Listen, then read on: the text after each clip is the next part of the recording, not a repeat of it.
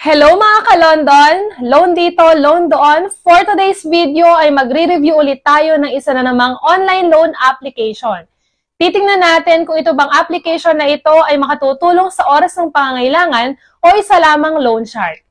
Kung bago ka lang pala sa channel na ito ay mag-subscribe ka na at i-click ang notification bell para lagi kang updated sa mga susunod pa nating mga videos. Bakit ba natin ginagawa ang pagre-review ng mga online application? Dahil marami kasing mga tao ang naloloko at kinukulit ng mga online loan application o yung tinatawag nating OLA. Isa sa tinitingnan natin kung ang loan application ba na ito ay mataas ang interest o worth it ba na mag-loan dito. Ang i-review nga pala natin ngayon ay ang Mabilis Peso online loan app.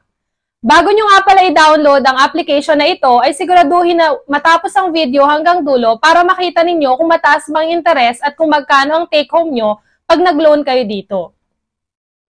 Advice lang din pala, mas maganda kung tatlo or konti lang ang contact sa phone book ng cellphone ninyo.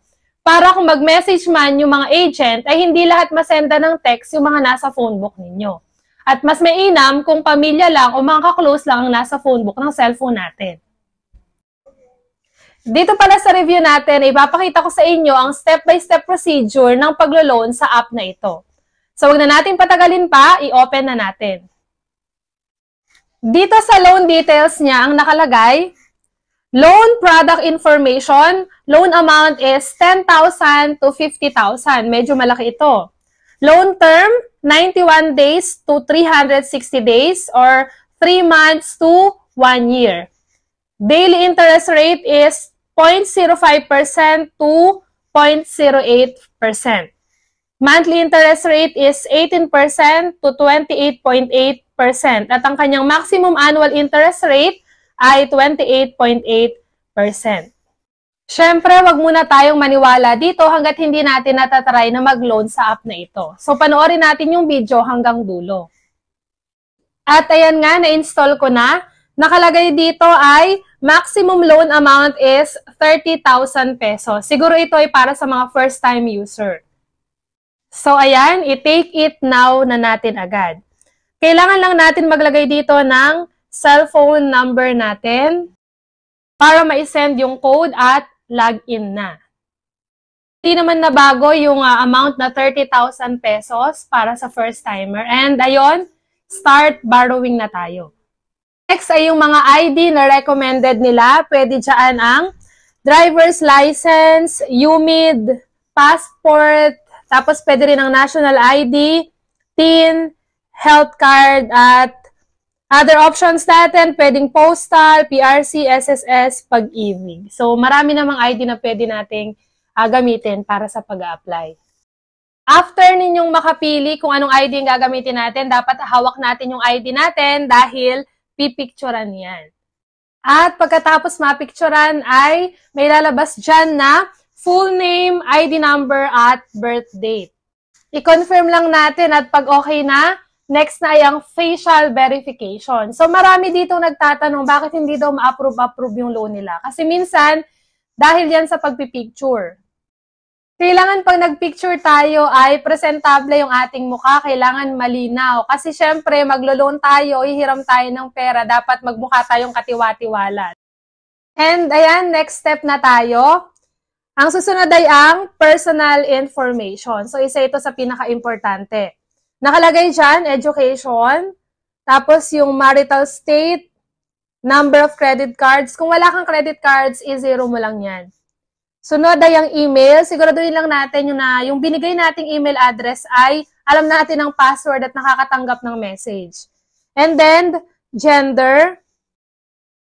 Tapos yung residential address.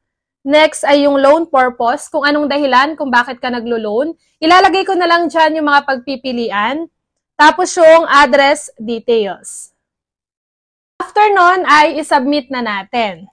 Susunod naman ay yung work information. Sa work information, nandyan yung company name. So ilalagay mo kung anong company ka nagtatrabaho. Company address, kasama din yung company phone number. So kinukuha din nila yung phone number ng yung company. Next is profession. Ilalagay ko na lang din dyan kung ano yung mga pwedeng pagpiliin. At napansin ko dito, pwede student, no, nakalagay dito. and then yung working experience mo. At after nun, submit ulit tayo.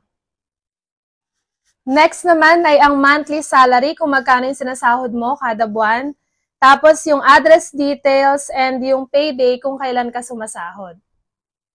Susunod naman ay ang contact information. Dito sa contact information, kailangan mo lang ng 3 tao. So sa iba nga, kailangan ng 5, pero dito 3 lang.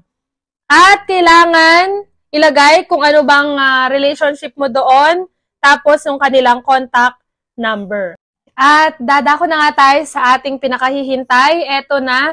So pwede nating makuha yung niloan natin through e-wallet or bank transfer. Dun sa e-wallet, pwedeng GCash, PayMaya, GrabPay, at Coins. So, eto na nga yung pinakahihintay natin. Malalaman na natin na kung totoo nga ba na pwede tayong mag-loan ng 10,000 up to 30,000 pesos. Ayan na nga. So, dito, na-approvean lang tayo ng 2,000 pesos for first-time user. So, nakalagay dito, loan amount is 2,000 pesos. Interest daw niya ay 0. Tapos yung service fee is 800 pesos. So wala nga siyang interest pero yung service fee naman niya is 8,000 pesos. Tapos yung other fee 0 at ang amount lang na marireceive natin ay 1,200 pesos. Kaya kung nangangailangan ka ng 2,000 pesos ngayong araw ay hindi mo siya makukuha ng buo. Ang marireceive mo lang ay 1,200 pesos.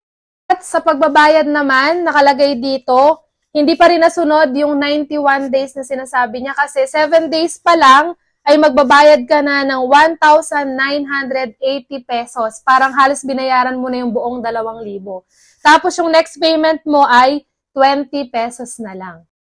And ayun na nga, so hindi mo makukuha ng buo yung niloan mong 2,000 pesos. At ang makukuha mo lang ay 1,200 pesos. At chinek ko na din kung merong account cancellation, kung pwede nating i-delete yung account natin. At good thing naman, dito sa Ola na to ay meron naman.